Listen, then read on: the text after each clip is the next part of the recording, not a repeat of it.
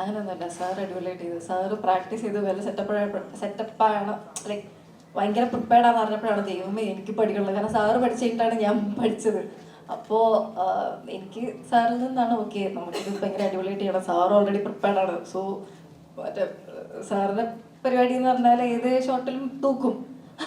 അപ്പം തൂക്കാൻ പറ്റിയില്ലെങ്കിലും 30-30 പിടിച്ചു നിൽക്കാൻ പറ്റണം എന്നുള്ളൊരു ഇതുണ്ടായിരുന്നുള്ളൂ. അപ്പോൾ അതിനനുസരിച്ച് പ്രാക്ടീസ് ചെയ്യുന്നുള്ളതാണ്.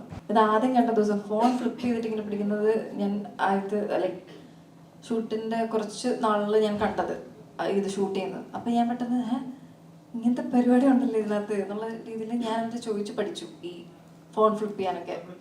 ആ ഏകദേശം